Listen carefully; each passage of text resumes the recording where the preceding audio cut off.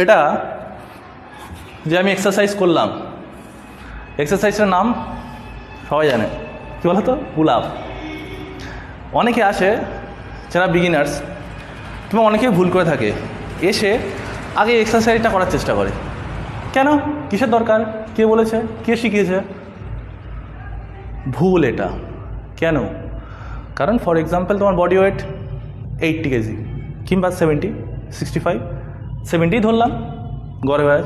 70 KG তোমার body weight যদি হয়, তুমি যদি যদি এক্সারসাইজটা পুল আপটা যদি প্রথম করো, তাহলে তোমার ল্যাটিস মাসেল প্রথমে 70 কেজি ওয়েট টানছে। এখন যদি তুমি ঘুমাও, তুমি হাত ধরে চল যাবে আমার সঙ্গে ঘুরতে, পারবে?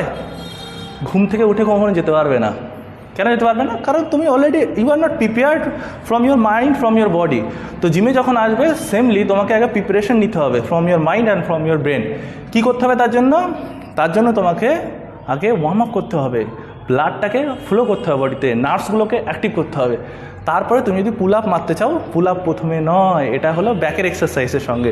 আমি আগে ল্যাট পুল ডাউন মারবো। পুল আপ যদি আমাকে মারতেই হয়, ল্যাট পুল ডাউনে আমি 20 KG, 15 KG, 20 KG, 30 KG, 35 KG, 40 KG, এইভাবে আস্তে আস্তে একটা সেট বাড়াবো। 4 সেট মারলাম, 4 সেট ল্যাট পুল ডাউন মারলাম, ওয়াইড গ্রিপ, ক্লোজ গ্রিপ যাই মারতে পারো। তারপরে তুমি পুল আপ মারতে পারো। তাহলে কি হবে?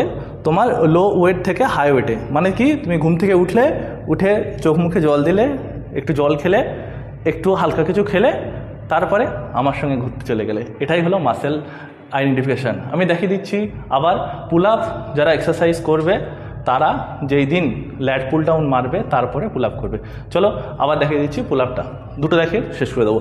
এইভাবে ধরবে, নর্মাল যাদের হাইট আছে, হাইটের উপরে ধরে পাটা ফোল্ড করবে, জাস্ট উপরে ওঠার চেষ্টা করবে। যদি এইভাবে ধরে রাখতে পারো খুবই ভালো হয়। আস্তে আস্তে আস্তে আস্তে ছাড়বে, আবার এই উঠবে।